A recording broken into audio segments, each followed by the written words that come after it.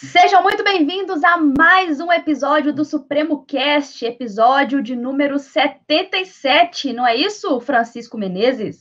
Bom dia, boa tarde, boa noite, boa madrugada, ouvintes do Supremo Cast. Carol, há um jurista no século XIX, a qual se atribui a frase: com 3 golpes de pena do legislador, bibliotecas inteiras ficam inúteis. E essa frase é utilizada normalmente para afirmar que o direito não pode ser uma ciência. Zaffaroni provoca dizendo: os juristas do século XIX que diziam tal coisa não tinham boas bibliotecas. Uau, excelente introdução ao nosso episódio, como sempre, Chiquinho trazendo aí essas frases para começar com tudo, os episódios do Cast. E, Chiquinho, antes da gente começar a falar mesmo sobre o tema de hoje e apresentar o nosso grande convidado, a gente precisa falar que o Bruno não está com a gente aqui, o pessoal com certeza já está sentindo falta dele aí, porque houve aí uma incompatibilidade de agendas. O Bruno é um cara multitarefas, né? Ele faz tudo ao mesmo tempo, então a gente precisou gravar hoje, nós dois, e o Bruno estará de volta nos próximos episódios, não é isso?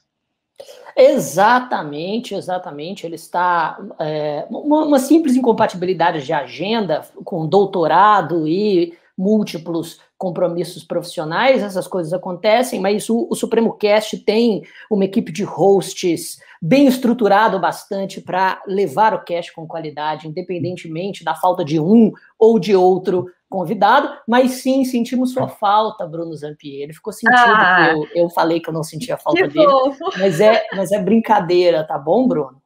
Aqui, para você, tá? Saudades.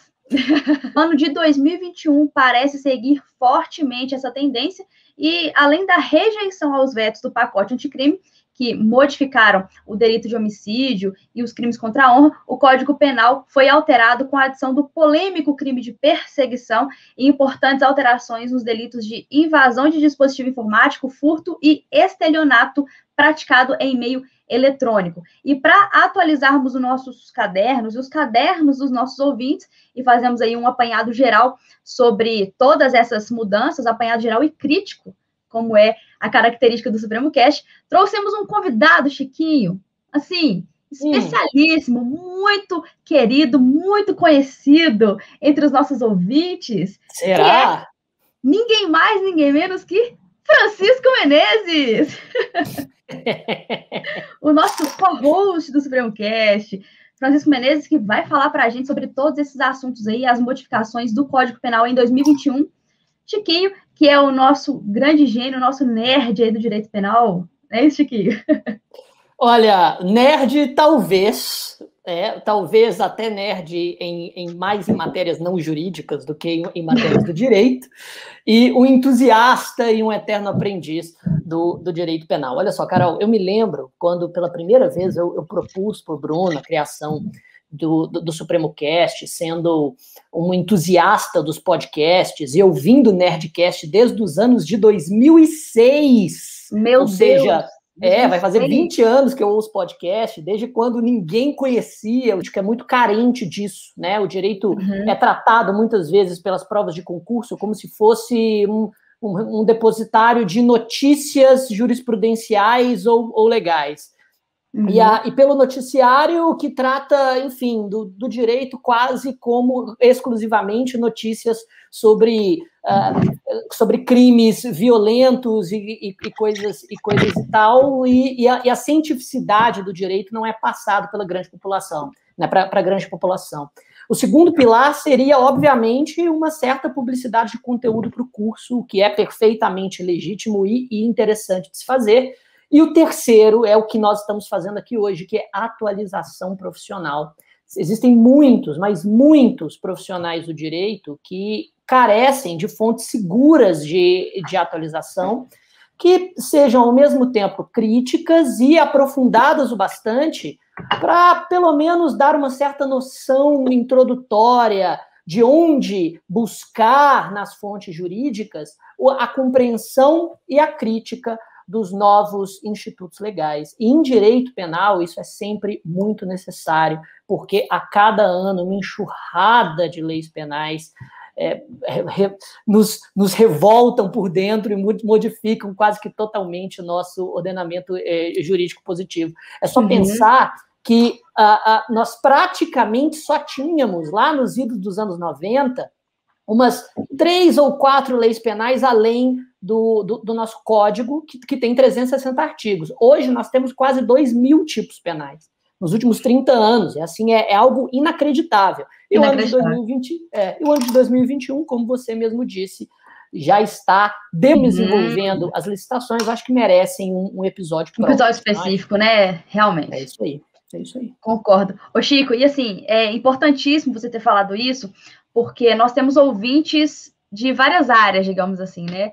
Dentro do próprio direito, dentro e fora do direito, mas no direito, nós temos alunos de graduação, pessoal que se prepara para a OAB, concurseiro, advogado, pessoas que já trabalham com direito, além de advogar, que exercem uma função pública. Então, é muito importante trazer esses temas de atualização para o nosso público, porque eu costumo dizer que quem não se atualiza no direito fica estagnado. Não tem como trabalhar, estudar direito sem fazer essa constante atualização, porque o direito muda todos os dias, todos os minutos. Se você comprou um livro hoje e acha que está tudo certo, espere um pouquinho. Exatamente. Concordo plenamente. Mas da mesma forma como eu fiz a minha introdução, né, que realmente as leis elas vão modificar de sobremaneira a forma como o Estado e a sociedade lidam com o mundo jurídico, ao mesmo tempo, o direito também possui bases científicas, bases dogmáticas, com as quais a gente interpreta essas leis. E essas bases, por mais que evoluam, elas vão sendo solidificadas a partir das décadas e podem, sim, oferecer um alicerce sólido para que nós possamos compreender essas novas mudanças. Por isso que eu gosto da frase de Zaffaroni, né, que quem diz que uma penada do legislador faz com que bibliotecas jurídicas inteiras viram peso de papel, não tem boas bibliotecas. Nós vamos sim analisar esses tipos penais, mas com muita crítica, profundidade. O homicídio dentro dessa perspectiva de rejeições aos vetos do pacote anticrime. Vamos lá, Chiquinho. Em que medida o crime de homicídio foi modificado pelas rejeições dos vetos ao pacote? E assim, me corrija se eu estiver errada.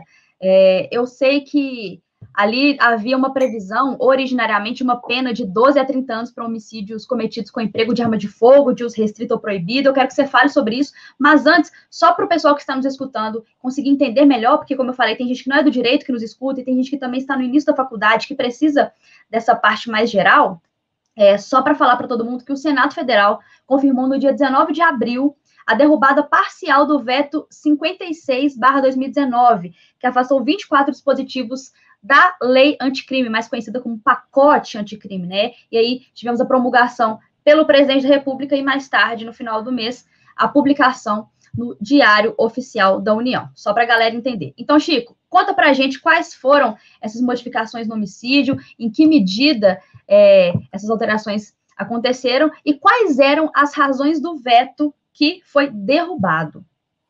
Vamos lá, vamos começar então. A primeira grande alteração aí no Código Penal de relevância esse ano foi a derrubada dos vetos do pacote anticrime operada pelo presidente da República, Jair Bolsonaro, quando da sanção desse pacote, que foi a Lei 13.964, que modificou amplamente o Código Penal, o Código de Processo Penal e várias leis penais especiais. Originalmente, o pacote anticrime adicionava, no parágrafo 2º do artigo 121, estavam basicamente dois motivos.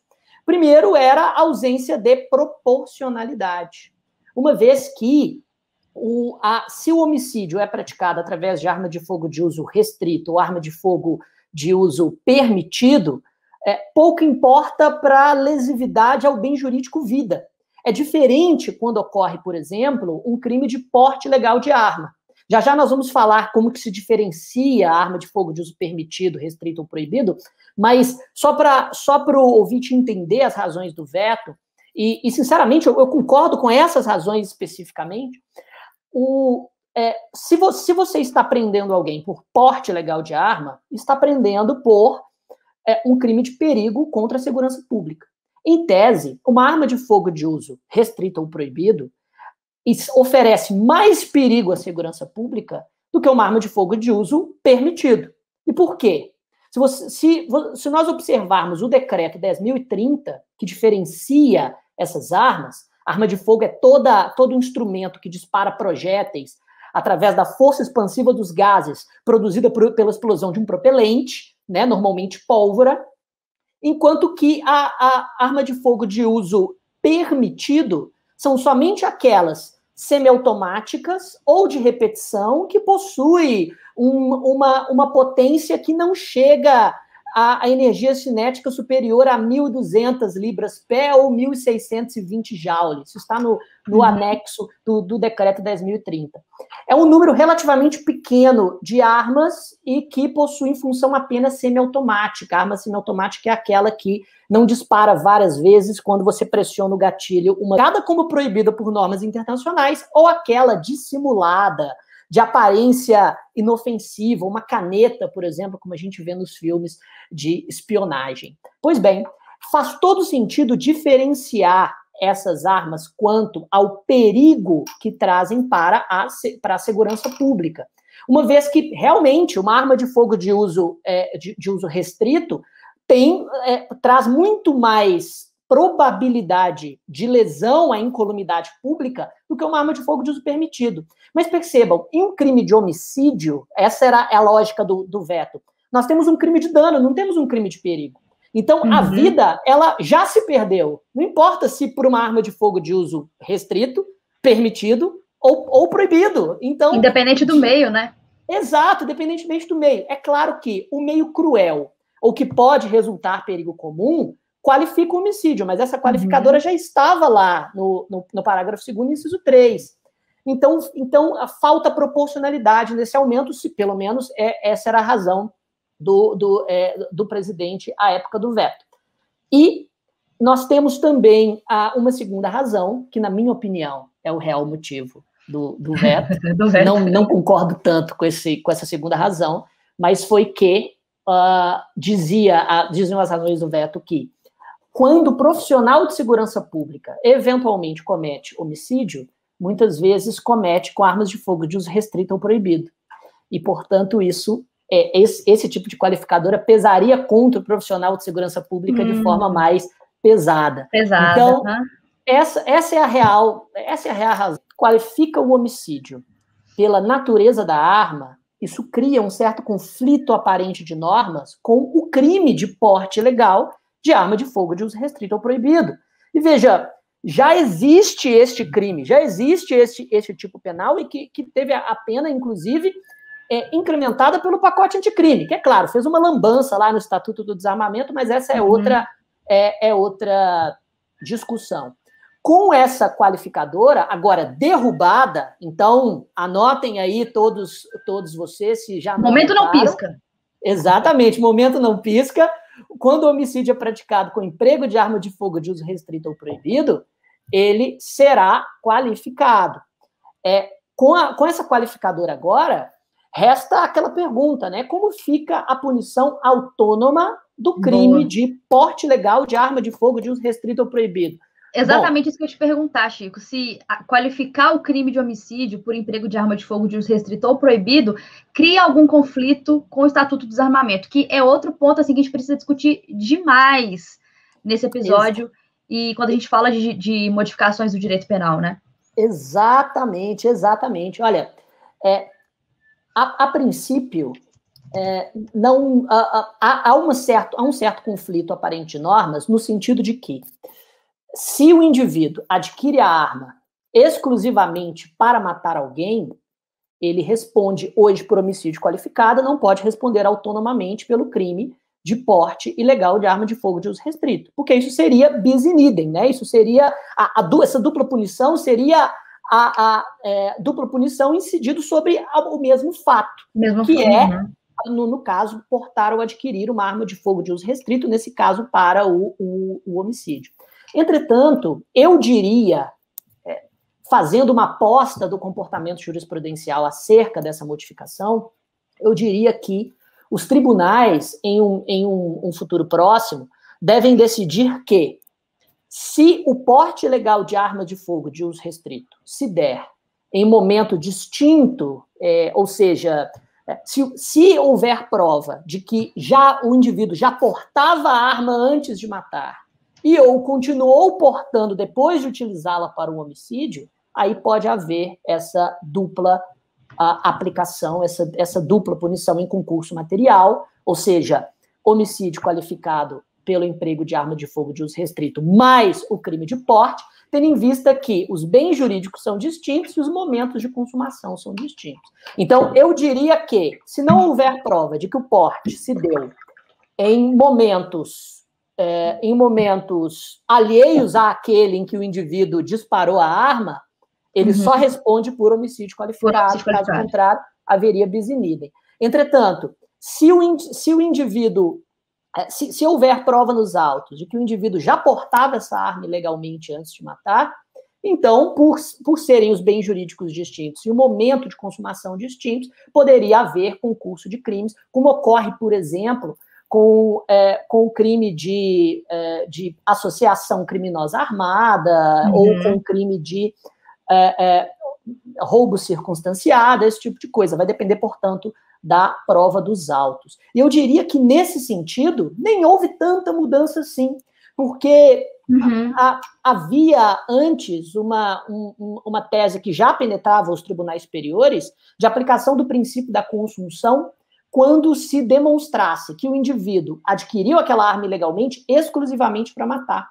Ele só respondia pelo homicídio. Hoje ele só responderá, nessa circunstância que eu acabei de descrever, pelo homicídio qualificado pelo emprego de arma de fogo de uso restrito ou proibido.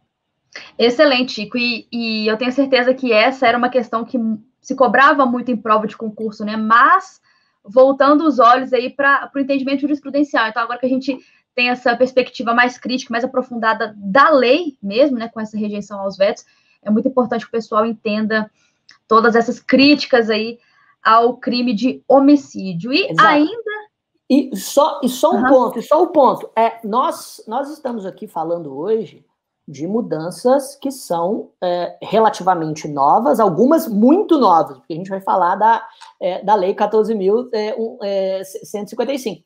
Então, vejam, eu me resguardo aqui no direito de expor as minhas opiniões iniciais e as minhas impressões iniciais sobre essas mudanças, e, obviamente, podendo mudar de ideia se opiniões, né, mais qualificadas do que a minha me convencer do contrário. Então, vejam, estamos aqui, né, expondo as opiniões iniciais, ainda que fundamentadas, sobre coisas muito novas. Futuramente, os tribunais podem decidir de forma diferente, e até a doutrina pode consolidar o entendimento de forma diversa.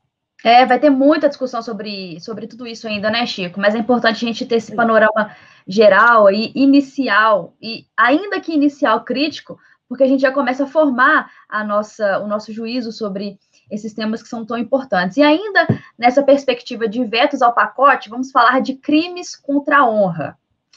Se o Bruno estivesse aqui, ele falaria sobre direito civil, eu tenho certeza disso. E eu não vou perder a oportunidade de fazer isso aqui hoje. Claro. Chiquinho, é o seguinte, eu tenho certeza que muitos ouvintes, quando eu falei aqui de crimes contra a honra, estão lembrando aí de quando saiu a notícia. A pena será triplicada, ser praticada em meio virtual. Tenho certeza que essa imagem está muito clara aí na mente dos nossos ouvintes.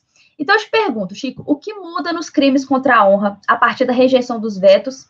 Quais eram as razões do veto? Acho importante fazer essa comparação, né? Assim como você fez com relação ao crime de homicídio. E aí, quando você for falar especificamente sobre a pena, eu quero te perguntar sobre proporcionalidade. Mas vamos nesses dois pontos iniciais aí. O que muda e quais eram as razões do veto?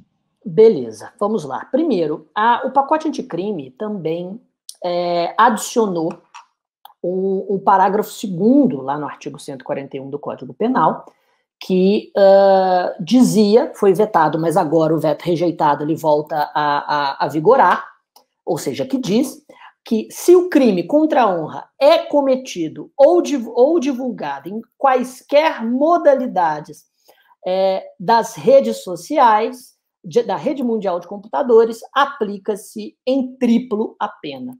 Ou seja, basicamente, quando o crime contra a honra é praticado em um contexto virtual, em um contexto de rede social, né, vamos imaginar um típico crime contra a honra feito no Twitter, feito no Instagram, a pena é aumentada pelo triplo.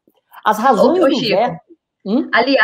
Aliás, crimes estes que estão cada vez mais comuns, né? Exato. Principalmente nesse nosso momento aí de conflitos políticos, de racismo, de machismo e de todos esses ismos, né, que assolam tanto aí a nossa sociedade, que fazem com que a gente fique polarizado, né, e dividindo tudo em dois lados. Exatamente, exatamente. E só lembrando aí, para contextualizar o ouvinte, que às vezes ainda não estudou isso na faculdade, ou quer se lembrar, os crimes contra a honra são calúnia, difamação e injúria, sendo que a calúnia consiste em imputar falsamente um fato definido como crime a alguém. Então, eu digo que determinada pessoa cometeu um ilícito penal quando eu sei que não foi ele, ou quando eu sei que o fato não existiu. A difamação consiste em imputar um fato ofensivo à reputação. Então, eu digo que alguém fez algo, ou, enfim, que participou de determinado evento que mancha a honra objetiva, ou seja, a reputação da pessoa, quando, na verdade, aliás, quando, na verdade, não, o crime de difamação não pressupõe necessariamente a falsidade da imputação, né? Basta que eu atribui a determinada pessoa um fato ofensivo à reputação, e, no caso da injúria, consiste em ofender a dignidade ou o decoro, ou seja, ofender a honra subjetiva, a autoimagem de alguém, enfim, a própria forma como a pessoa se enxerga no mundo. Vejam que... Excelente.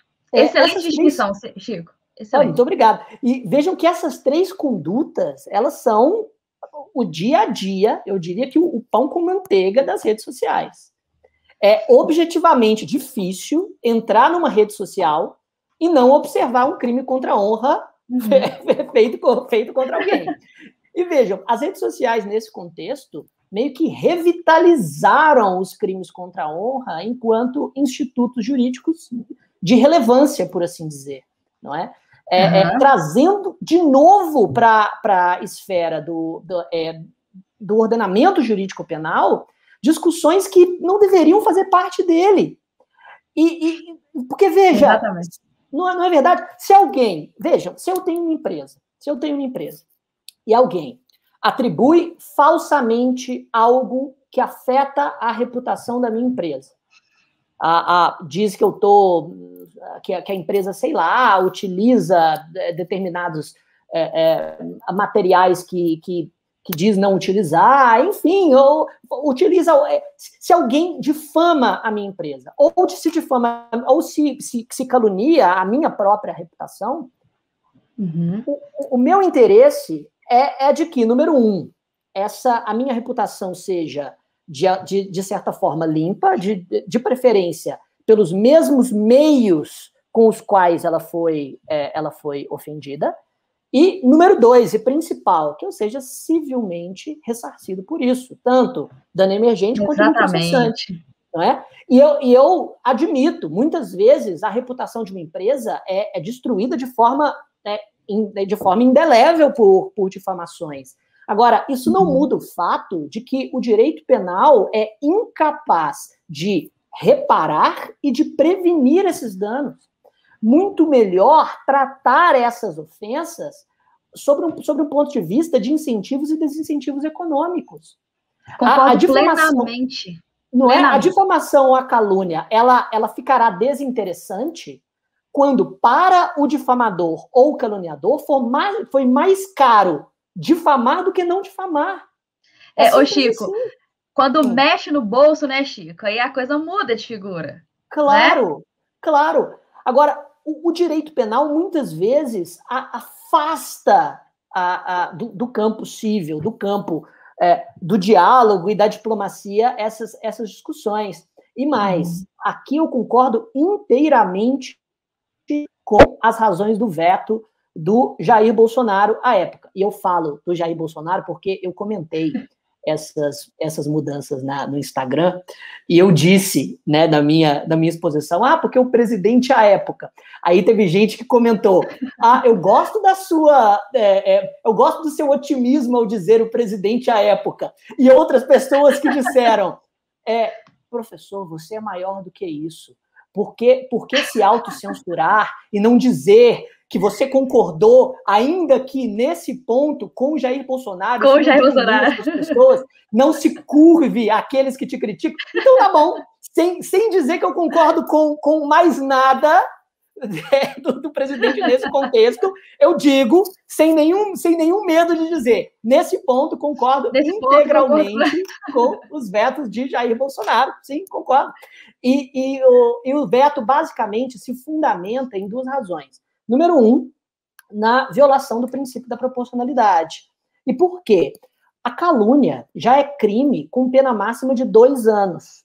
Com qualquer causa de aumento de pena, ela ultrapassa a competência do juizado especial criminal. Uma calúnia por internet vai para a pena máxima equivalente à pena mínima do homicídio, que é de 6 anos.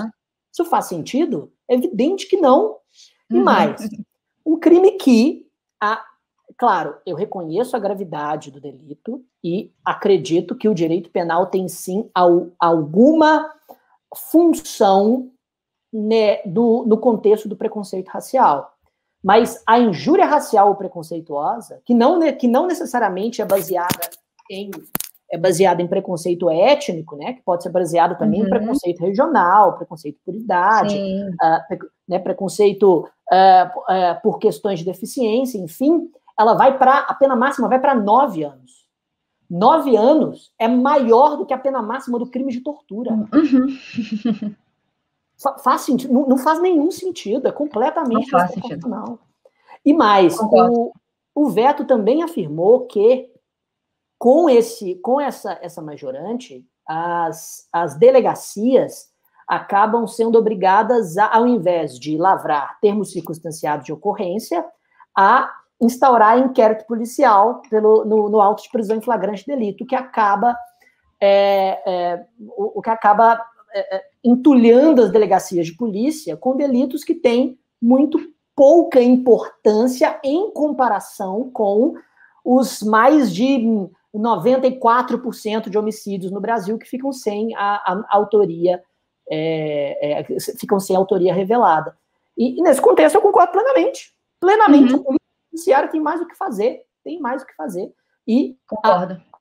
E utilizar incentivos e desincentivos econômicos através da justiça civil, através da criação de até mesmo de uma espécie de costume da nossa justiça de tratar com seriedade no campo civil violações à honra objetiva, principalmente aquelas que podem trazer prejuízo pessoal, econômico ou empresarial, é muito mais interessante e civilizado do que trazer para o campo do direito penal um contexto que claramente acaba assoberbando a justiça criminal, a polícia judiciária e, obviamente, aumentando ainda mais a seletividade estrutural do direito penal. Porque se nós fôssemos aplicar uma pena de 6, de 9 anos de detenção a todas as calúnias ou injúrias praticadas na internet, nem todos os presídios do mundo juntos dariam conta.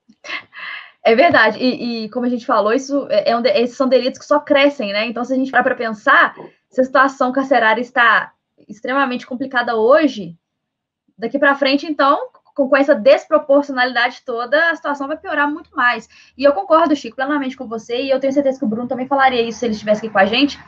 Eu não acho que o direito penal deve se ocupar desses delitos, né? A gente nem poderia chamar de delito, né? Porque o direito penal não devia se ocupar dessas condutas, melhor dizendo. Eu acho plenamente, assim, que são condutas que requerem reparação civil, mesmo porque quem sofre calúnia, difamação ou injúria, não se sente reparado quando vai para o juizado especial, por exemplo, e conversa diretamente com a pessoa que praticou a calúnia, a difamação ou a injúria. Ela vai se sentir reparada, não que o dinheiro faça com que a pessoa tenha a sua honra e sua moral objetiva e subjetivas restabelecidas. Mas o retorno financeiro para essa pessoa é muito mais interessante porque é o que ela busca. E, aliás, Chico, uma vez eu estava lendo sobre isso, tem muita gente que não quer nenhum retorno financeiro. Muitas vezes a pessoa quer um pedido de desculpas, uma retratação, né? Que aqueles fatos sejam retratados de forma diferente. Às vezes eu cometo uma difamação no Facebook contra Francisco Menezes. O que o Francisco Menezes quer não é um dinheiro, ele não quer me ver respondendo um processo criminal, ele quer que eu apenas me retrate do que eu falei. Então, eu acho realmente que essas condutas devem ser, sim, preocupação do direito civil e não do direito penal. E aí... E só mais duas rápidas colocações é que, e é sempre bom dizer, né, que o crime de denunciação caluniosa, ele continua grave e continua lá nos crimes contra a administração da justiça, não é? E a denunciação caluniosa consiste em utilizar a máquina estatal a partir de uma notícia crime falsa, por exemplo, para perseguir indevidamente uma pessoa, instaurando um processo criminal, por exemplo, a partir de uma imputação falsa de crime. E aí eu concordo que a denunciação caluniosa deve ser tratada dentro do contexto penal, mas não, como, né, nós estamos falando aqui disso, estamos falando justamente desses delitos contra a honra que ocorrem na internet. E número 2, alguns poderiam até dizer, mas vejam, a injúria racial é crime de ação penal pública condicionada à representação, enquanto que a calúnia, a difamação, é de ação penal privada. Ainda assim, se a vítima não quiser, a vítima não corre atrás. Sim, mas a existência de um tipo penal com penas tão robustas impede a criação de uma certa cultura de reparação que existiria como alternativa se a lei não trouxesse uma reprimenda tão pesada para esse tipo de delito, né? O que a gente precisa justamente esvaziar o direito penal desse entulho que não serve a ele, porque a pena não tem a finalidade de evitar e nem de reparar esse tipo de infração. Exatamente, Chico. E continuando nessa linha, eu acho que o que a gente vai falar aqui agora tem até um pouco a ver com isso também, porque acredito que são crimes que muitas vezes se comunicam. A gente teve aí também um humorinho muito recente aí com relação à perseguição, ao stalking, né? Quem aí está nos ouvindo e tem mania de ficar stalkeando o ex aí, né? Presta atenção que isso aqui é para você. Mas esse crime de perseguição causou muitos rumores aí na internet, né? O pessoal, cada um fala uma coisa, né, Chico? A gente sabe que quando se trata dessas notícias técnicas, a gente tomar um certo cuidado, porque muita coisa que a gente vê, que a gente lê, não é exatamente assim. E aqui, nesse crime de perseguição, tem algo muito específico, porque o tipo penal fala em reiteradamente, uma conduta reiterada. Eu quero que você explique isso para a gente, mas antes, o que é, afinal, esse crime de perseguição? E depois, você vai explicar para a gente como esse crime se consuma. Quando é que se dá esse crime? Perfeito. Uma curiosidade, você utilizou o termo, né, stalkear, que é um neologismo, né? É o chamado neologismo por empréstimo, a partir de um anglicismo, stalking. E é interessante que hoje boa parte dos países do mundo já criminalizam a perseguição por algum método, seja a perseguição online, seja a perseguição realizada por meios, né, analógicos, por assim dizer, né, por meios pessoais. Todos os 50 estados dos Estados Unidos, a maior parte dos países da Europa também. No Brasil, nós tínhamos apenas uma contravenção penal de perturbação de sossego, que foi, inclusive, expressamente revogada pelo novo crime de perseguição do artigo 147-A. Antes de dizer como que esse crime exatamente se dá, qual é agora o novo tipo penal, eu fiz questão de buscar no Instagram uma notícia que eu havia lido quando esse crime de perseguição saiu, mas a notícia mais inusitada de um crime análogo a este praticado nos Estados Unidos foi realizada por uma mulher chamada Linda Murphy, de 28 anos. ela foi presa no estado do Novo México, quando em uma semana, no período de uma semana, ela ligou para o ex 77.639 vezes, mandou 1.937 mensagens, incluindo 647 letras de música. Vejam, a matéria não dizia se eram letras de músicas diferentes ou não. Eu imagino que não, porque eu acho que eu nem conheço 647 músicas diferentes. E o mais legal é que a Linda Murphy namorava com o seu ex por longas 3 semanas apenas. Ah, não. Aqui eu me despeço, tá? Tchau, gente. Eu ia falar assim, não, eles eram casados há muitos anos, né? Filhos e tal, então moravam juntos. 3 semanas, Chiquinho. 77, mais 77 mil vezes ligando pro cara, meu Deus. Mais 77 mil vezes. Você já ouviu falar ou passou por situação análoga? Não, né? Então, eu já... Pois é. Isso já aconteceu comigo, mas não foi ex-namorado, nem nada não, e não foram todas essas vezes, não. Mas eu já sofri uma perseguição há um tempo. Caramba! É verdade, eu nunca nem comento isso, nunca nem comentei com ninguém. Eu nunca falei abertamente sobre isso, porque era algo que me doía muito, assim, era algo que pegava em mim, assim. Eu já sofri perseguição uma vez por um cara aqui do meu bairro. Eu posso falar isso hoje porque já tá tudo resolvido, já tem muitos, muitos anos mesmo, mas eu fiquei por muito tempo calada, assim, por medo mesmo. E aí eu contei para minha mãe, obviamente, né? E aí ela me falou, Carol, vamos na polícia registrar um boletim de ocorrência e tudo. Mas assim, eu era muito nova, muito mais nova, muito mesmo. E eu tinha muito medo, não só por mim, mas pela minha mãe, pela minha família.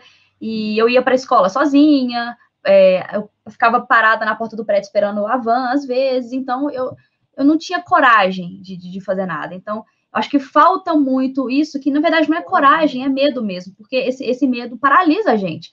E assim, claro, foi um período muito difícil, mensagens no Facebook o tempo inteiro, fake, eu bloqueava, criava outros perfis e continuava me stalkeando. Instagram, não lembro se eu tinha na época, acho que não, mas Facebook, assim, redes sociais, de todas as redes sociais que eu tinha. Então, na época tinha umas redes sociais, assim, mais cools, né, assim, de adolescente, e em todas a pessoa estava, em absolutamente todas. Então... Caramba, que coisa, olha, eu não sabia disso, eu perguntei não, né? na minha maior inocência.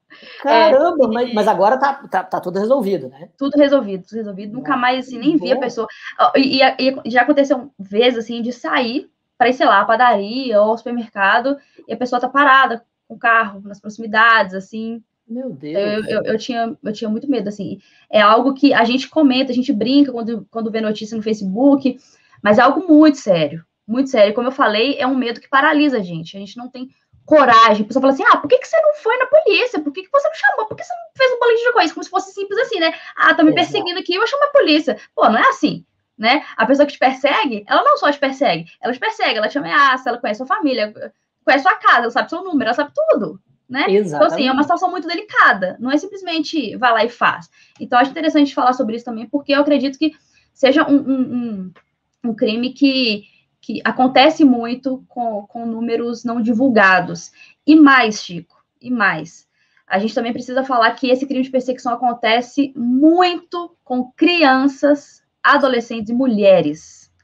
Sim. Então, a situação se torna ainda mais delicada, porque a criança é indefesa. Poucas vezes ela vai ter coragem de contar até para o pai ou para a mãe, né? Então, eu acho que é uma situação muito delicada. A gente precisa sempre falar sobre isso, sim.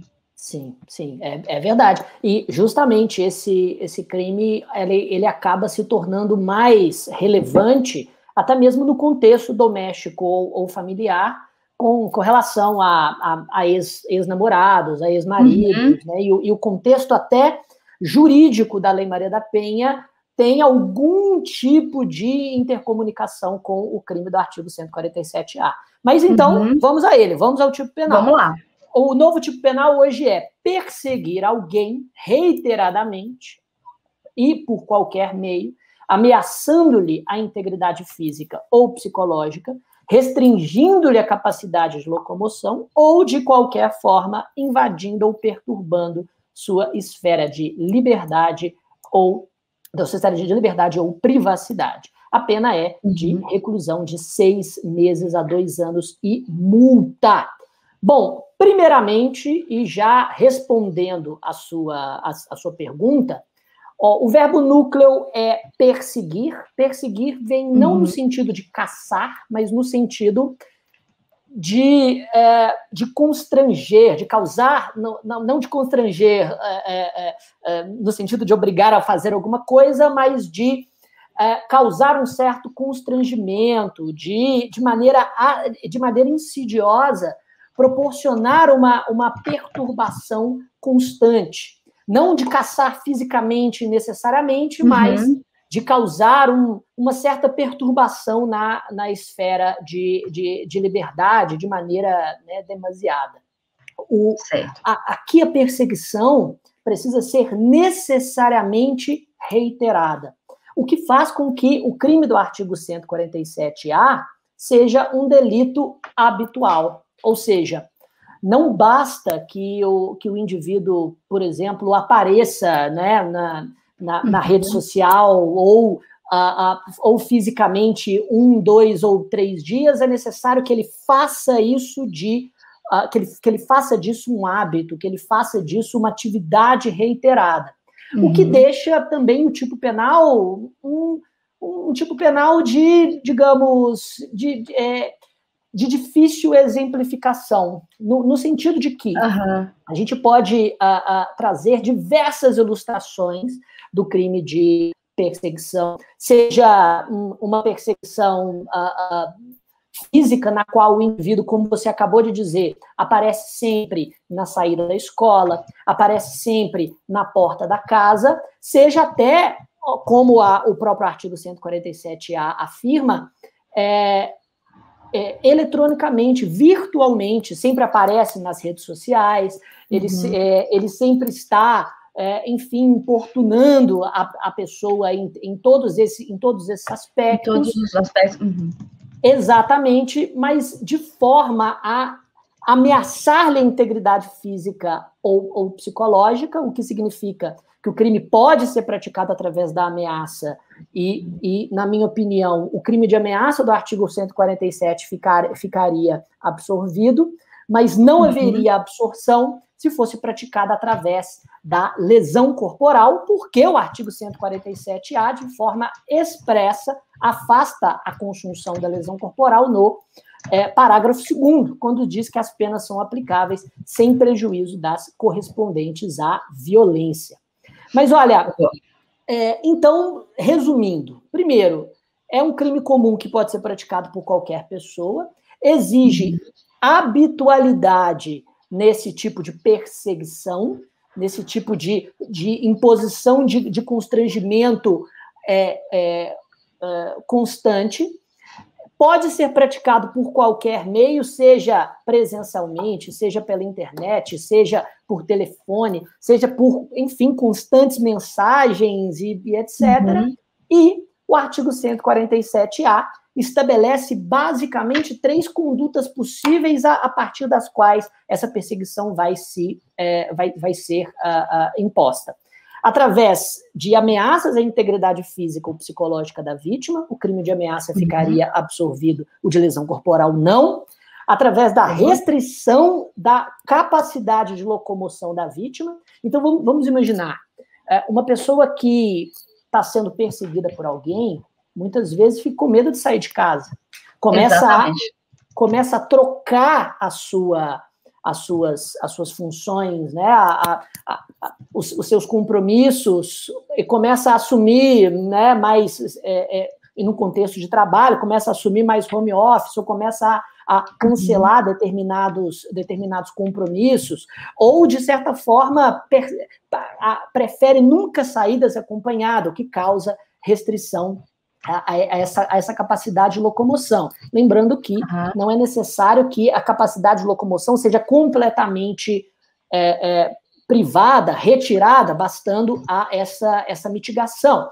E, finalmente, a terceira conduta possível é a invasão ou a perturbação da esfera de liberdade ou de privacidade da vítima. E aqui entram as principais críticas que parte da doutrina, incluindo um artigo muito didático de Bruno Gilabert, um dos convidados que nós já tivemos aqui. Sim, excelente. Fizeram, exatamente, fizemos uma grande entrevista com ele. Ele é um excelente doutrinador, e ele afirma que é de duvidosa taxatividade a expressão invadir a esfera de liberdade. O que exatamente é invadir a esfera de liberdade? Existem tantas liberdades possíveis dentro da Constituição Federal. Pode parecer algo vago demais, né? Como assim? Exato. E esse é o problema, né, do próprio da construção dos tipos penais. Eles precisam respeitar a taxatividade, por mais que seja talvez necessário, e eu acho que de certa forma um acerto, criar-se um crime de perseguição. Ele ainda precisa ser respeitoso das garantias constitucionais. Invadir a esfera de liberdade me parece ser, né, uma violação à taxatividade, justamente porque são tantas as formas de invadir a esfera de disponibilidade, de liberdade. De liberdade. E, exatamente, o tipo penal acaba sendo um pouco vago, um pouco violador do princípio da legalidade nesse quesito. Ô Chico, e assim, excelente você falar sobre isso, e você tinha dito de uma relação da perseguição com a Lei Maria da Penha. Como é que funciona o diálogo entre essas duas, entre esse tipo penal e essa lei tão importante que a gente tem no nosso ordenamento? É interessante esse diálogo necessário de se estabelecer, porque muitas vezes o público comum, né, a consciência média da sociedade, quando pensa na Lei Maria da Penha, normalmente pensa na lesão corporal praticada entre marido e mulher no contexto doméstico, quando na verdade... E violência não é só física, né? Exato, a Lei Maria da Penha é muito mais ampla do que isso. Ela estabelece todo um arcabouço jurídico de proteção da mulher no contexto doméstico e no contexto familiar contra violências físicas, sexuais, morais, psíquicas e patrimoniais. Nesse contexto, portanto, com certeza uma violência, né, não só a integridade física, como também a integridade psíquica e uma violência moral contra a mulher, praticar esse tipo de perseguição em contextos domésticos ou familiares. Lembrando que a Lei Maria da Penha se aplica nesse cenário não só nas relações íntimas de afeto, como também nos vínculos familiares, sejam vínculos naturais, sejam vínculos por afinidade, e também nas pessoas que vivem em unidades domésticas, né, que são aqueles espaços permanentes de convivência. Então, sendo o artigo 147-A do Código Penal compatível com uma das formas de violência listadas na Lei Maria da Penha, quando praticadas contra a mulher vulnerável dentro do contexto doméstico familiar, as consequências penais e processuais penais da Lei Maria da Penha se aplicarão. Ou seja, a competência será travada no Juizado Especial de Violência Doméstica e as medidas despenalizadoras da Lei 9.099 não serão aplicadas, a saber, a transação penal e a suspensão condicional do processo. Lembrando, é claro, né, que a pena é de 6 meses a 2 anos, o que inicialmente permitiria essas medidas despenalizadoras e também estabeleceria a competência no juizado especial criminal, quando não praticado contra a mulher no contexto doméstico. E mais, o próprio artigo 147-A estabelece, no seu parágrafo 1º, que a pena é aumentada de metade se o crime é praticado contra a mulher por razões da condição do sexo feminino, nos termos do parágrafo 2º-A do artigo 121 do Código Penal. E são razões da condição do sexo feminino a violência doméstica ou o crime praticado por motivos misóginos, ou seja, os delitos praticados por razões de discriminação, menosprezo à condição de mulher, né? Por menosprezo ou discriminação ao sexo feminino. Por mais que eu ache que discriminação ou menosprezo ao sexo feminino é uma expressão de cunho muito mais político do que pragmático, né? Acho que estatisticamente é muito difícil se identificar crimes normalmente praticados exatamente por menosprezo à mulher. A violência doméstica é endêmica no Brasil e precisa ser combatida de forma específica pela legislação. E agora o artigo 147A é um mecanismo válido para isso, quando essa perseguição é feita em um contexto, né, doméstico, né? Doméstico familiar, conforme a Lei Maria da Penha pregoa, e as medidas despenalizadoras da Lei 9.099 não estarão disponíveis e a competência será no Juizado Especial de Violência Doméstica. Lembrando, obviamente, que o artigo 147A ainda é um crime que exige habitualidade.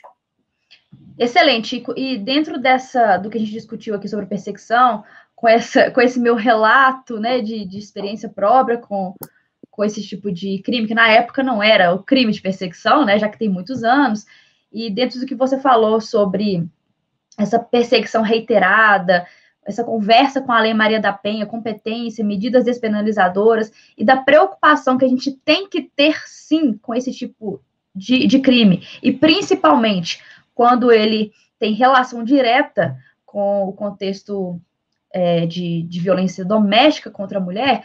Você acha, então, para concluir essa parte, que esse foi um bom tipo penal? O que você pensa disso? Olha só, eu acredito que o crime de perseguição, ele não, como quase todas as mudanças operadas nos últimos anos do Código Penal, ele não será uma panaceia para resolver todos os nossos problemas sociais.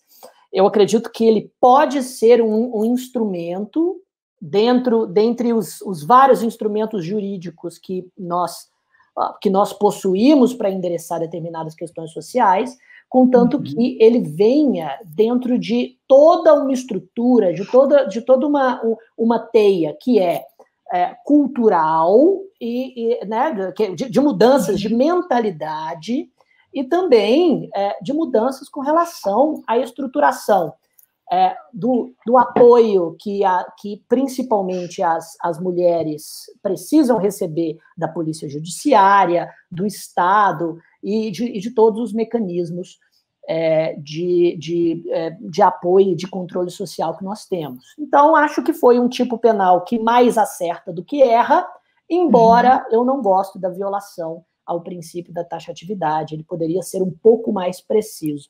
E só para ilustrar essa conclusão, não existem exatamente dados no Brasil com relação à perseguição, mesmo porque temos um tipo penal novo agora, né, que nós estamos comentando. Sim.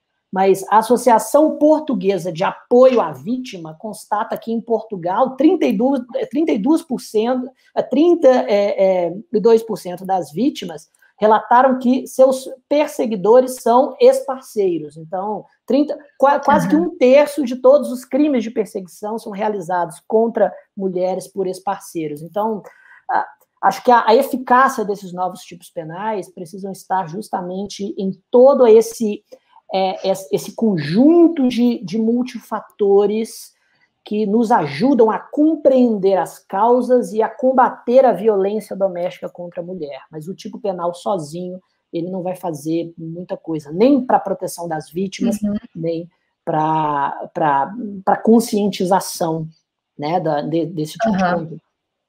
Infelizmente, né, Chico? Mas que bom que a gente pode discutir isso criticamente e, quem sabe, conseguir mudar essa realidade que precisa urgentemente de mudança. Mas passando, então, para o próximo ponto da nossa conversa, Chico, nós tivemos também, nesse ano de 2021, a Lei 14.155, que altera o Código Penal, tornando mais graves os crimes de violação de dispositivo informático, furto e estelionatos cometidos de forma eletrônica ou pela internet. E a primeira pergunta que eu quero te fazer, Chico, tem a ver com a Lei Carolina Dickmann. A gente costuma conhecer as leis pelos seus apelidos, né, digamos assim. Como é esse crime de invasão de dispositivo informático quando veio aí a lei Carolina Dickmann e como ele ficou agora com a lei 14.155 de 2021? Olha, vamos lá. Primeiro, esse é um fato muito, muito interessante. Quem está ouvindo, não sei se lembra disso, mas a Carolina Dickmann, aquela atriz global que todo mundo conhece, ela mandou o seu computador para uma assistência técnica para poder consertar, estava com problema. O cara da assistência técnica, com acesso ao computador dado pela própria proprietária, né, acessou o HD e encontrou algumas fotos íntimas da Carolina Dickmann, então começou a extorquí-la, ameaçando vazar essas fotos online. As fotos no final foram vazadas e tal, e isso deu um bafafá nacional. Acho que todo mundo deve se lembrar desse fato. Foi bem emblemático na época. Exatamente.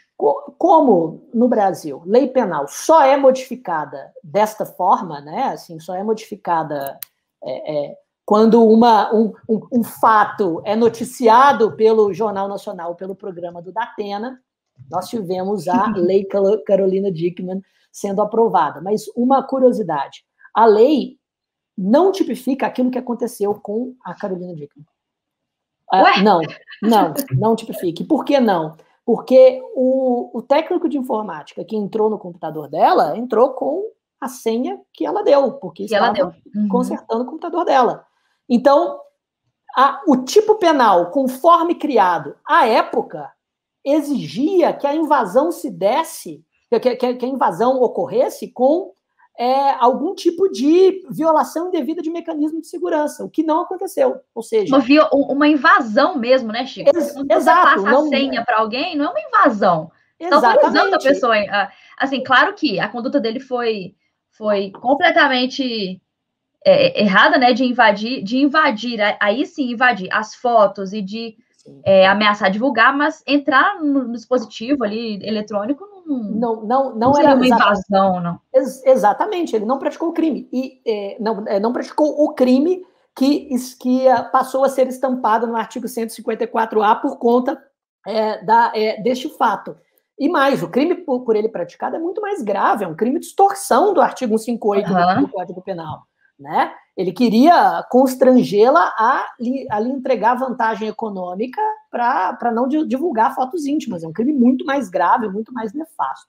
Mas, enfim, o artigo 154A, então, foi criado a esta época e foi um dos primeiros delitos informáticos brasileiros.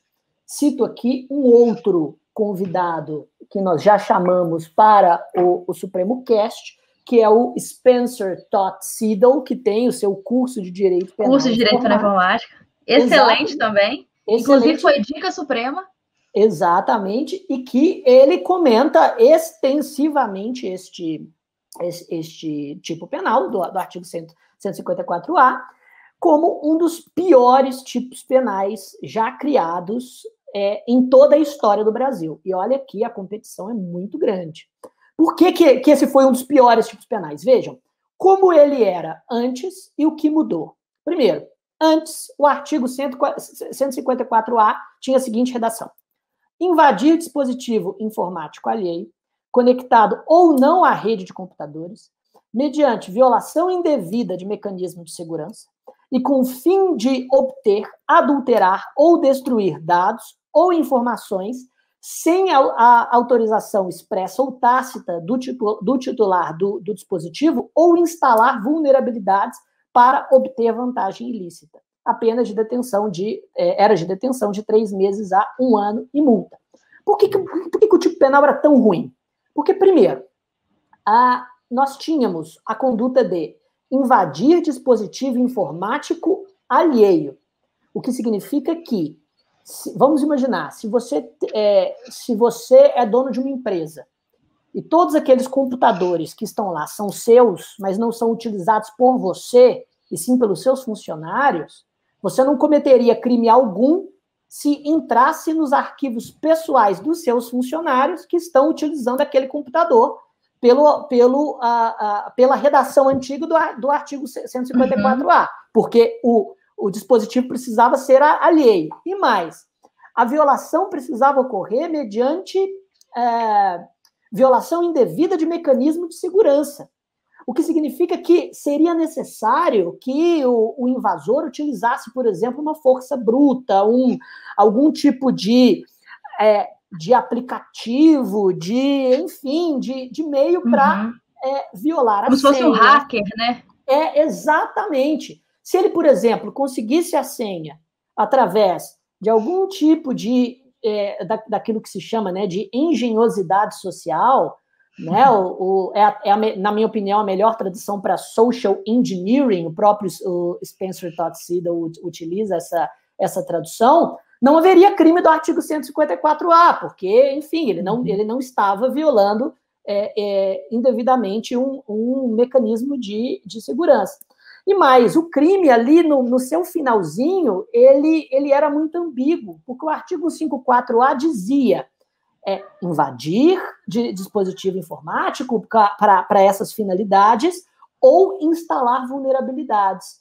Não deixava claro se o indivíduo que invadia deveria instalar as vulnerabilidades ou se havia um crime completamente distinto de instalar vulnerabilidades. E nem dizia exatamente que vulnerabilidades são essas. Então, assim, era um tipo penal tão confuso, tão cheio de requisitos, que dificilmente se tipificava na prática. Dificultava a aplicação, né? Exato. Não estou dizendo que isso necessariamente mudou, mas claramente era um tipo penal muito ruim. Além de se estabelecer, né, toda uma finalidade especial, né, de obter, adulterado ou destruir dados. O que significa que a acusação ainda precisava comprovar qual era a finalidade e quais dados eram estes, né? O que, obviamente, dificulta muito a atividade persecutória. Tanto é que o próprio Spencer Siddle, nas palestras dele, diz, olha, em todos esses anos que esse tipo penal está no Código Penal, ele só tem notícia de aplicação do artigo 2 vezes pelo Tribunal de Justiça de São Paulo, e foi ainda para beneficiar o acusado no contexto, desclassificando um crime contra o patrimônio, um crime que seria de furto qualificado, para o delito do artigo 154A, para aplicação de medida despenalizadora, ou seja, a aplicabilidade desse tipo penal realmente para delitos informáticos é mínima, para não dizer inexistente. Para não dizer zero. Exatamente. Pois bem, houve, então, basicamente, 4 modificações operadas pela Lei 14.155, nesse tipo penal que eu acabei de descrever. Primeiro, vamos a elas. 4 modificações. 4 modificações. Primeiro, a redação do caput foi modificada, ampliando-se a incidência do tipo penal. Quais foram essas modificações do caput? Primeiro, agora o crime é invadir dispositivo informático de uso alheio, e não dispositivo informático alheio. Esse é um ponto muito importante para a prova de concurso. Um termo que vai causar aquela confusão, aquela pegadinha, a pessoa que está acostumado aí com a ausência dessa expressão pode errar, então é bom ter atenção nisso aí, pessoal. Exato, em provas objetivas, com certeza. O que basicamente significa que se o indivíduo é dono da empresa e, em tese, proprietário daqueles aparelhos, ainda assim ele pode praticar um crime quando acessa um computador que não é de uso dele, mas de uso de um dos funcionários, o que faz todo sentido, né? O que faz todo sentido. Segundo, antes nós tínhamos mediante violação indevida de mecanismo de segurança. Hoje não existe mais essa condicionante, não existe mais esse elemento normativo do tipo penal, embora ainda se exija a ausência de autorização expressa ou tácita do usuário e não do titular. Aí, além disso, no finalzinho do artigo 154A, existe... Antes, a redação era ou instalar vulnerabilidades, o que deixava meio aberto essa criminalização, no sentido de que alguns autores afirmavam que haveria todo um crime autônomo de instalar em vulnerabilidades independentemente da invasão. E agora o artigo 154A deixa claro que as vulnerabilidades são instaladas através da invasão. No final ou de instalar vulnerabilidades, no sentido de que a finalidade da invasão é a instalação de vulnerabilidades, que é definida aí pela cartilha da internet como falha no projeto ou implementação de um software ou sistema operacional que, quando explorada por um atacante, resulta na violação da segurança de um computador, como, por exemplo, né, um Trojan, uma backdoor, esse tipo de coisa. Essas foram as modificações que o Caput recebeu. Na minha opinião, modificações interessantes, mas que não salvam a utilidade, né, a baixa utilidade do tipo penal. A segunda alteração, a pena do Caput foi sensivelmente alterada. Antes a pena era de 3 meses a 1 ano de multa, hoje a pena é de 1 a 4 anos de reclusão e multa. Ou seja, mesmo na forma simples, o crime deixou de ser um crime de menor potencial ofensivo, passou a ser regulamentado agora, né, a ser julgado agora na justiça comum, pelo juiz singular, e não pelo juizado especial criminal, embora ainda caiba suspensão condicional do processo e acordo de não persecução penal. Além disso, foi a segunda. Essa foi a segunda, exatamente. Além disso, o parágrafo 2º foi modificado, aumentando-se os limites de uma causa de aumento de pena. Perdão, fechou aqui o Código Penal, agora sim. Hoje, aumenta-se a pena de 1/3 a 2/3 se da invasão resulta prejuízo econômico. Houve um aumento sensível desta causa de aumento de pena. E, finalmente, nós tivemos a 4ª modificação, que é a alteração da qualificadora do parágrafo 3º.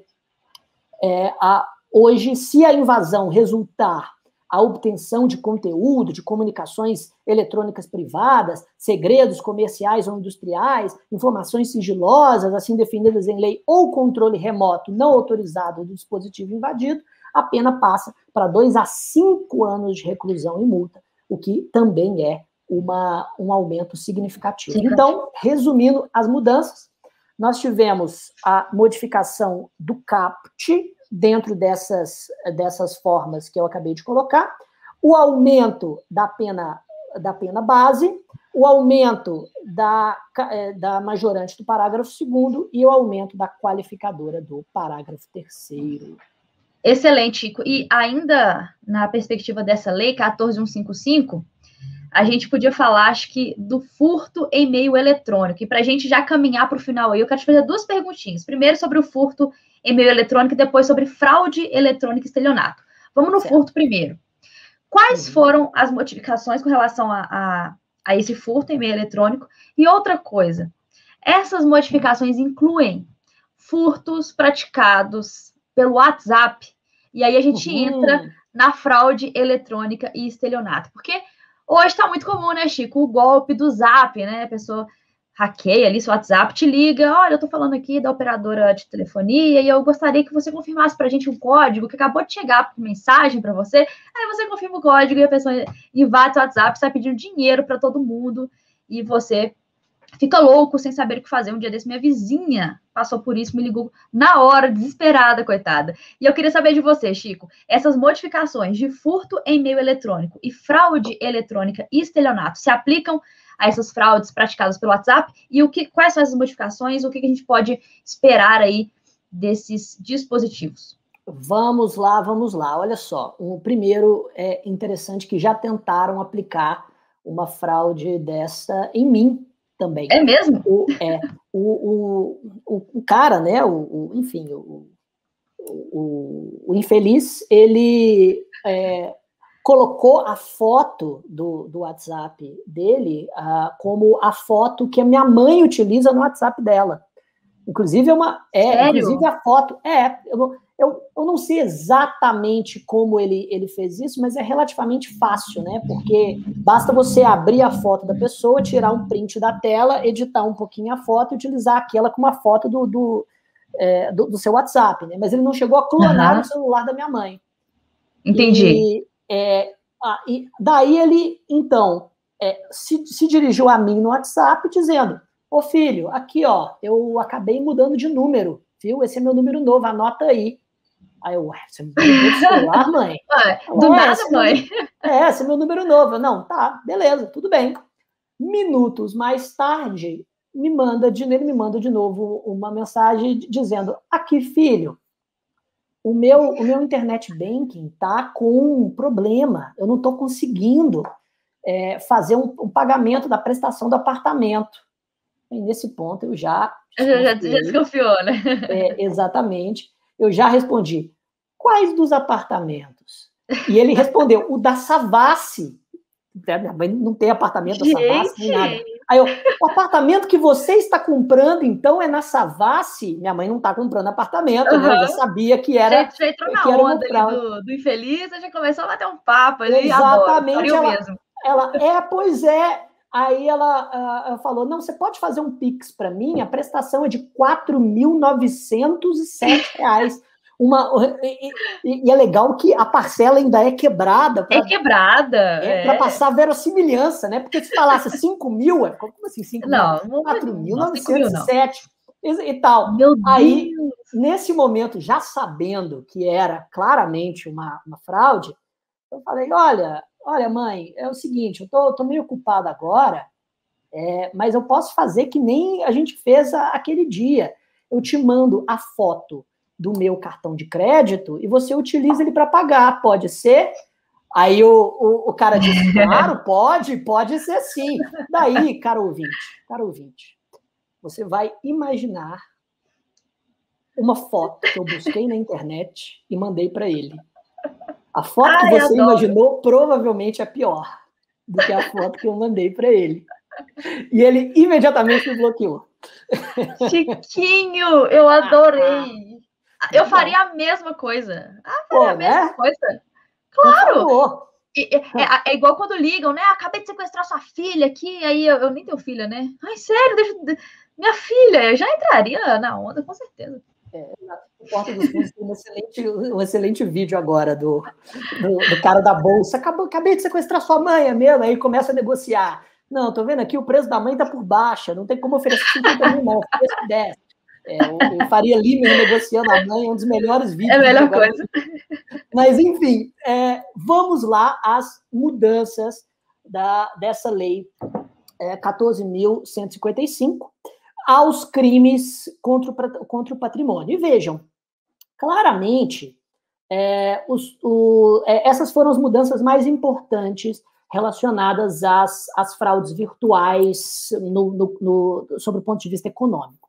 Primeiro, o artigo 155 foi modificado e agora consta com o parágrafo 4º, que traz a pena de 4 a 8 anos de multa se o furto mediante fraude é cometido por meio de dispositivo eletrônico ou informático, conectado ou não à internet, com ou sem violação de mecanismo de segurança, o que é bastante interessante, né? A mesma crítica que a gente fez ao 154A que eles modificaram com essa lei, ou a utilização de programa malicioso ou qualquer outro meio fraudulento.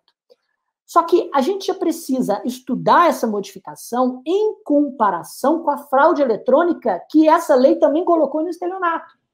Hoje, o parágrafo 2º-A do artigo 171 traz também a pena de reclusão de 4 a 8 anos e multa se a fraude no estelionato é cometida com utilização de informações fornecidas pela vítima ou por terceiro induzido a erro por meio de redes sociais, contatos telefônicos, ou envio de correio eletrônico fraudulento, ou qualquer outro meio fraudulento análogo. Vejam, qual é a diferença exatamente do furto qualificado pela fraude no meio eletrônico para o estelionato praticado em meio eletrônico, que a lei passou a chamar de fraude eletrônica? Bom, vamos lá. Isso é importante também, Chico, porque sim, também pode vir como pegadinha. Concorda? Concordo. Aliás, a diferença entre furto e estelionato ficará mais importante nas provas a partir dessa modificação. E eu não gosto da forma simplória com que alguns manuais tratam do assunto. Por quê? Costuma-se dizer o seguinte: no furto qualificado pela fraude, o agente utiliza de algum meio que incute na vítima falsa percepção da realidade para que ele possa subtrair o bem. Ou seja, a fraude é utilizada para desviar a atenção da vítima. Enquanto que no estelionato, a vítima enganada entrega o bem para o agente. Por que eu não gosto dessa distinção? Porque não é essa exatamente a diferença. Esse é um exemplo da diferença. A diferença está no fato de que no estelionato existe um consentimento fraudado, uma relação bilateral fraudada, um sinalagma, um certo acordo que normalmente envolve o bem que é objeto do crime patrimonial. Então, vejam, no furto qualificado pela fraude, a fraude é utilizada, sim, para abaixar as defesas da vítima, para que o agente consiga subtrair, já que subtrair é o verbo núcleo do artigo 155. Furto é subtração de coisa alheia móvel através, né, para si ou para outrem. Já no estelionato, o verbo núcleo é obter, e a diferença entre os tipos penais quase sempre está no verbo núcleo. No estelionato, o crime está no fato de que a vítima acredita estar em uma relação bilateral de consentimento envolvendo exatamente aquela coisa que é o objeto do crime patrimonial. Então, a ideia de que no estelionato a vítima entrega a coisa é uma ideia um pouco falha, porque se a vítima, por exemplo, permite que o indivíduo leve a coisa, por exemplo, porque a coisa é objeto de um contrato que, na verdade, não existe, ainda assim é estelionato, porque a ideia é justamente essa relação bilateral fraudulenta, envolvendo o bem econômico, que o estelionato tem e o furto não tem. É essa a ideia. Mas, na maioria das vezes, no estelionato, a vítima vai entregar a vantagem ao agente, enquanto que no furto qualificado pela fraude, o agente vai levar, né, a coisa objeto do crime patrimonial. Então, dentro do contexto eletrônico, falando agora especificamente das mudanças, nós temos uma pena de 4 a 8 anos quando o furto é qualificado pela fraude, mas envolvendo um dispositivo eletrônico ou informático. Então, vamos imaginar que o indivíduo utilize, né, de meios eletrônicos para conseguir, por exemplo, a sua senha do banco, utilizando um malware, né, ou algum tipo de software malicioso. Então, ele vai até a sua conta e retira o dinheiro. Isso é um furto qualificado pela fraude, praticado em um contexto eletrônico. A lei, agora, não só comina a pena de 4 a 8 anos, como aumenta a pena de 1 a 2 terços se o crime é praticado mediante utilização de servidor mantido fora do território nacional. Aqui, eu já li algumas críticas a respeito disso, no sentido de que a finalidade do parágrafo 4º foi, primeiro, garantir a soberania nacional e, segundo, aumentar a reprovação quando o indivíduo se utiliza de um meio que dificulta a investigação, né, já que o servidor está fora do território. Só que, mais uma vez, o legislador ele incorreu em uma série de imprecisões técnicas, porque, em tese, e eu não sou especialista em informático para dizer isso, mas eu só lanço essa divagação para que vocês pesquisem a respeito, o Brasil tem normalmente espelho de servidor e não servidor propriamente dito, ou seja, a maioria dos servidores já são fora do território nacional. E número 2, o que se utiliza hoje para evitar a investigação não é exatamente um servidor fora do território, mas é algum tipo de VPN, algum tipo de software para encobrir o IP, né, e os meios de se identificar o cracker que está fazendo esse tipo de fraude. O que não consta da lei, ou seja, parece que o legislador está sempre atrás, tecnicamente. Né, preguiça, vou pôr isso não, deixa pra lá. Da tipificação correta, exato. Enfim, e mais, o inciso 2, hoje, aumenta a pena em 1/3, no caso do furto, de 1/3 ao dobro, aliás, se o crime é praticado contra idoso ou contra vulnerável. Contra idoso, né, faz todo sentido. Aliás, acho até que o aumento de pena ao idoso precisa realmente ocorrer em todos os contextos informáticos, porque o idoso ele é naturalmente vulnerável no contexto informático. Não todos, mas a maioria, né? Porque não tem, cai muito facilmente, né? Vai lá, preenche os dados erroneamente em um site, né? Responde um e-mail malicioso, dá os seus dados, que é o que é depois utilizado para clica inocentemente numa mensagem que recebe ali no link. Exatamente, exatamente. Perfeito, exatamente. Mas aí, esse mesmo inciso 2 diz, ou vulnerável. Mas espera, quem é o vulnerável? Quem que é vulnerável? A lei não especifica. Alguns doutrinadores disseram, olha, vamos utilizar aqui uma interpretação lógico-sistemática e dizer que é os mesmos vulneráveis dos crimes sexuais, ou seja, as pessoas menores de 14 anos, ou que por enfermidade não têm necessário discernimento, ou que não podem expor o seu próprio consentimento. O problema dessa interpretação lógico-sistemática é que o próprio título 6 do Código Penal, nos crimes sexuais, tem um capítulo dos crimes contra o vulnerável e ele não especifica exatamente quem é o vulnerável, porque tem crimes lá, como o artigo 218A, que é praticado contra o menor de 18 anos. E aí, quem é vulnerável? É o menor de 14? É o menor de 18? É quem não tem a capacidade de discernimento? Veja, aqui pecou o legislador, custava dizer o idoso ou o menor de 14, o idoso ou o que não tem, ou deficiente mental, sei lá. Mais uma vez, o nosso legislador, né, tentando fazer um ato de nobreza, acaba pondo os pés pelas mãos.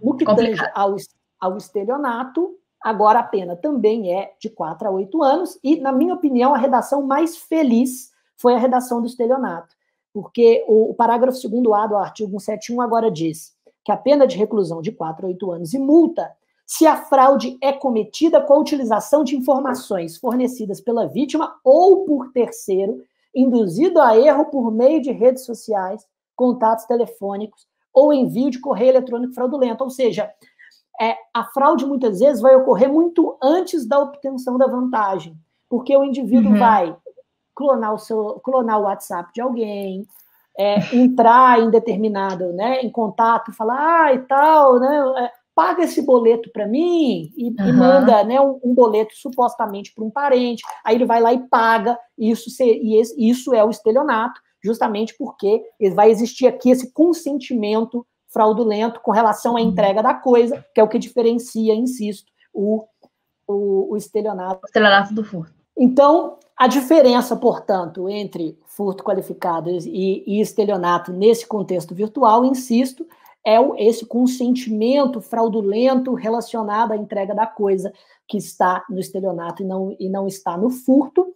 E nessa qualificadora agora do estelionato, essa fraude pode ocorrer muito antes, né, da entrega, pode ocorrer com outra pessoa. Isso realmente denota aquela chamada engenhosidade social, que é a forma através da qual os golpes informáticos patrimoniais são cometidos. Na maioria das vezes não é um hacker que tem altíssimas habilidades de invasão do Pentágono, né? É uma pessoa que se identifica como sua mãe e faz com que você pague um boleto que na verdade... De um apartamento que não existe. Exatamente, de R$ 4.907. Só que, mesmo assim, o legislador andou mal aqui quando ele disse informações, no plural. Ou seja, novamente, taxatividade, princípio da legalidade, tem que ser mais de uma informação. O nosso legislador nunca acerta na precisão. Não está acertando, né? Não está dando. Exatamente. E, de novo, nós temos aqui uma causa de aumento de pena em 1/3 ao dobro, se o crime é cometido contra idoso ou vulnerável, e, de novo, algo que, na minha opinião, não é justificável. Além do termo vulnerável, sem explicar quem é, a lei diz, considerada a relevância do resultado gravoso. Mas, pera, por que o resultado tem que ser... Como assim relevância do resultado gravoso? Que tipo de resultado gravoso vai ser relevante para fins de aplicação dessa majorante? De novo... mais uma lacuna. Mais uma tipificação imprecisa, e, enfim, se eu fosse ter que resumir essas últimas mudanças, eu diria que acho que são mudanças necessárias para trazer o Código Penal para a modernidade das fraudes informáticas, mas ainda assim está cheio de imprecisões e dificuldades. Acho que o aumento de pena é desproporcional em determinados contextos, porque uma pena de 8 anos aumentada no dobro, fica a pena máxima de 16 anos. 16 anos. Que é maior do que a pena mínima do homicídio qualificado, não faz sentido. E mais, para finalizar, a segurança digital não pode ficar por conta dos órgãos encarregados da persecução penal. Isso porque essa segurança digital, principalmente no que diz respeito às fraudes patrimoniais, precisam ficar nas mãos, principalmente das instituições financeiras. O protagonismo precisa ser dos bancos, que devem ter a responsabilidade financeira. Nada contra banco. Mentira. Nada contra. Nada contra, apenas tudo. Apenas tudo, exatamente. Banco, aconteceu uma fraude econômica, uma fraude informática em um contexto no qual uma conta sua esteve envolvida, então pague. Mas como que o banco se vira, gaste milhões em segurança digital? Não, isso aqui não pode ser uma transferência de responsabilidade nem para a vítima e, obviamente, nem só para o indivíduo. Né? A segurança digital precisa ser estruturalmente colocada nas mãos daquele que tem condição econômica e tecnológica de implementá-la, nesse caso, exatamente, as instituições financeiras. Excelente, Chiquinho, excelente. E só para finalizar, o artigo 70 do Código de Processo Penal foi modificado em seu parágrafo 4º, que agora coloca como competência do domicílio da vítima aqueles estelionatos praticados mediante depósito, mediante emissão de cheque, sem suficiente provisão de fundos no poder do sacado, o que significa que ou mediante transferência de valores, né? O que significa que algumas súmulas foram superadas tacitamente, a súmula 521 do STF e a súmula 244 do STJ, e essas foram as modificações do Código Penal de 2021. Excelente, Chiquinho, muitas modificações que a gente precisa estudar, que a gente precisa saber, ter muita atenção em provas de concursos públicos, na advocacia, no exercício do cargo público, e por que não, para quem está na graduação e que tem provas aí, trabalhos para apresentar. Muito bom mesmo, Chico, valeu. E agora vamos àquele momento que todo mundo gosta, que todo mundo ama, a Dica Suprema. Chiquinho, o que você trouxe para a gente hoje, neste episódio de número 77? Vamos lá, prometo que serei breve. Olha só, eu tenho primeiro a recomendação de um livro. Eu não o li ainda completamente, mas eu o lerei por completo nas próximas semanas. Stalking e Cyberstalking, de Ana Clara Camargo de Castro e Spencer Todd Siddall, que abrange boa parte daquilo que nós dissemos hoje, e que fala sobre o stalking, o cyberstalking no mundo, inclusive criticando veementemente a lei brasileira, como a gente também fez aqui. Minha segunda recomendação, para terminar, uma recomendação pessoal. Eu sei que poucos sabem disso, mas eu sou um cara do heavy metal, sabia disso? Eu gosto, é sério, de verdade.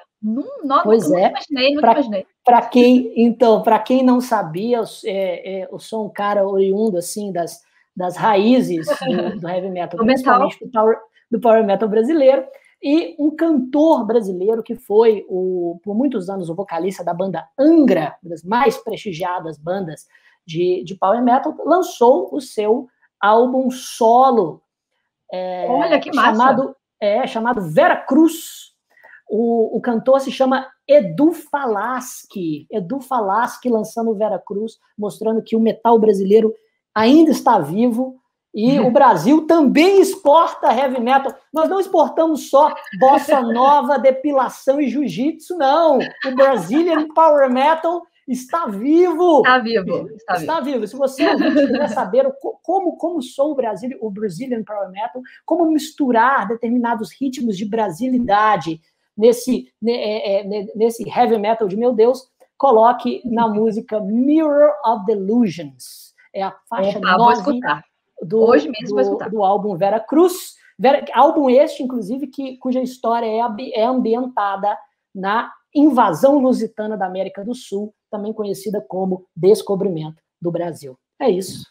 Essas são minhas dicas supremas. Adorei. Vou escutar hoje mesmo, porque fiquei curiosa aí para ouvir. Eu adoro o Angra, então tamo junto, Chico.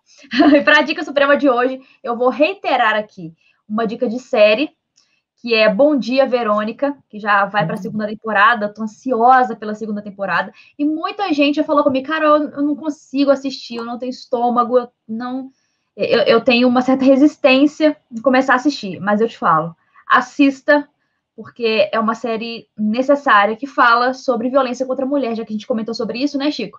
Então assistam, porque tá excelente, os atores são excepcionais. O Eduardo Moscovis, que faz o marido da protagonista, da mulher que sofre a violência, ele está, assim, num papel que está irreconhecível. De todos os papéis que ele já fez na televisão brasileira, esse, assim, ele realmente está de diferente e eu indico demais. Novamente, Bom Dia, Verônica. E, para a Dica Suprema, também trouxe um episódio do Supremo Cast. O Chico já comentou aí que nós gravamos com o Spencer sobre direito penal informático, então fica aí a dica, episódio número 58. Nós conversamos, foi bem bacana o nosso bate-papo, né, Chico? Bem leve, descontraído. Nós falamos sobre os importantes aspectos da virtualidade e traçamos aí discussões fundamentais sobre invasão informática, pornografia infanto-juvenil e sextorção. Você sabe o que é sextorção? Então escute o episódio 58 e descubra. Então aí, as minhas dicas supremas. Chiquinho, muito obrigada pela sua participação como nosso convidado. Foi excelente, gostei demais de aprender com você. A gente sempre aprende muito com você. Nós aqui no Supremocast, os alunos, nossos ouvintes, obrigada mesmo por essa visão panorâmica e crítica das alterações do Código Penal em 2021 e estaremos juntos no próximo episódio. Eu que agradeço aos ouvintes pela sua audiência, pela sua paciência e um abraço para todos. Estudem essas alterações, atualizem seu caderno e ouçam o Supremo Cast. Muito obrigado pela experiência, Carol, e voltaremos com outros convidados e também com o Bruno Bebê a partir da próxima segunda. Abraço para todos. É isso, Chico. Pessoal, muito obrigada pela companhia em mais esse episódio. Já compartilha aqui no grupo dos amigos, grupo da faculdade, grupo da família, manda para todo mundo. Já curte esse vídeo no YouTube se você está nos assistindo por aqui. E se você não sabe, a gente está no YouTube também, você pode assistir a nossa carinha lá também. Então, é só acessar o canal do Supremo. E é isso. Vemos vocês no próximo episódio. Um abraço e até lá. Valeu!